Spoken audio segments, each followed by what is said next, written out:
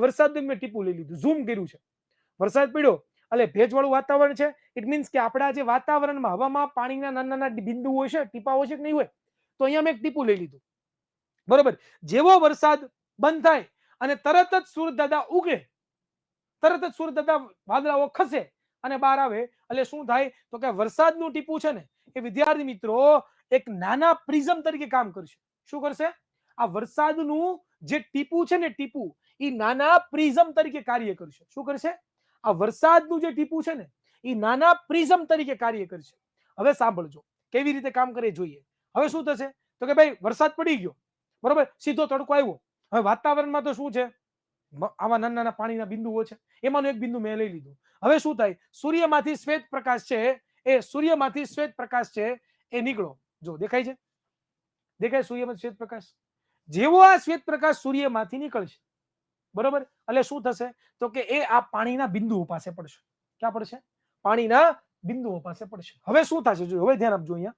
હવે જેવો આ પાણીના બિંદુ પાસે પડે એટલે આપણે આ પાણીના બિંદુને શું કીધું હતું? આ પાણીના બિંદુને આપણે હમણાં શું કીધું હતું? નાના પ્રિઝમ તરીકે કાર્ય કરે એવું કીધું હતું,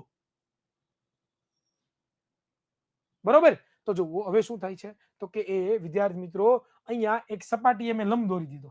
આ સપાટીએ લંબ દોરી દીધો, બરોબર. અને અહીંયા શું થયું તો કે એનું 7 રંગોમાં વિભાજન થયું.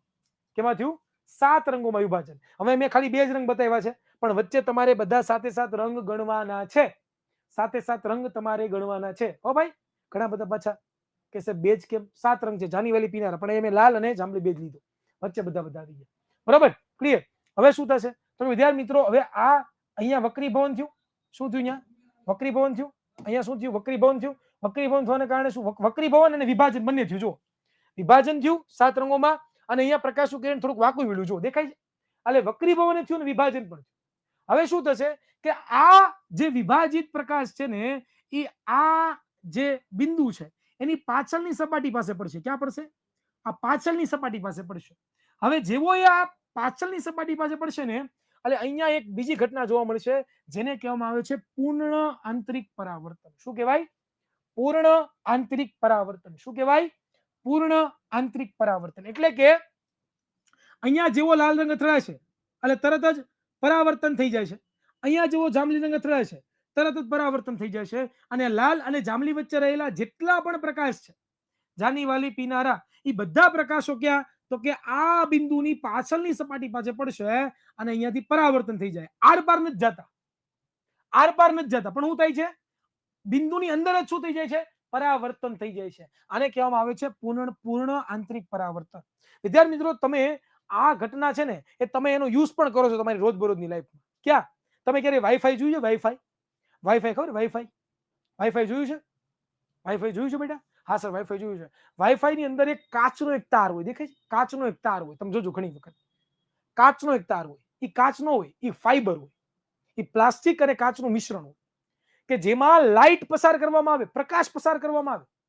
પેલા ઇલેક્ટ્રિક સિગ્નલ હોય એનું લાઇટમાં કન્વર્ઝન કરવામાં આવે.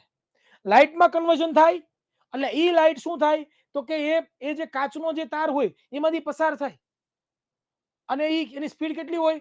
3 × 10⁸. મેં તમને વાત કરી તે પ્રમાણે થોડીક ઓછી હોય પણ નિયર અબાઉટ એટલી હોય. અને એમાં આવી જ ઘટના જોવા મળે. એ કાચની બહાર પ્રકાશ શું જાય, એ કાચની અંદર ને અંદર જ પરાવર્તન થાય. તો વિદ્યાર્થી મિત્રો, એવી જ સેમ ટુ સેમ ઘટના આ નાનું જે આ બિંદુ છે ને એમાં થાય છે કે પૂર્ણ આંતરિક પરાવર્તન. શું થાય છે? પૂર્ણ આંતરિક પરાવર્તન જોવા મળે છે. બરોબર? ખબર પડે છે? ખબર પડે છે? બરોબર. હવે અહીંયા જુઓ કે જેવું અહીંયા પૂર્ણ આંતરિક પરાવર્તન થાય, બરોબર, એટલે પાછા પ્રકાશક કિરણો આ સપાટી ઉપર પડ્યા. હવે જેવા આ કિરણો આ સપાટી ઉપર પડે છે, ધ્યાન આપજો, જેવા આ કિરણો આ સપાટી ઉપર પડે છે એટલે પાછું અહીંયા એનું શું થશે? વક્રીભવન થશે. અને વક્રીભવન થઈને એ 7 રંગો તમારી આંખની અંદર પડે છે અને જેનાથી તમને લોકોને એ 7 રંગો તમને જોવા મળે છે. જાની વાલી પીનારા. તો આ એક આખી રચના છે, મેં તમને મારી રીતે સમજાવી, બરોબર, બેઝિક ઇન્ફોર્મેશન. હજી આને આપણે વિડીયો દ્વારા સમજવાના છે, બરોબર. આ તો ખાલી એમને એનિમેશન મારી પાસે હતું અને મેં બનાવ્યું હતું તમારી માટે મહેનત કરીને, તો એ એનિમેશન દ્વારા સમજાવ્યું, બરોબર. અને હવે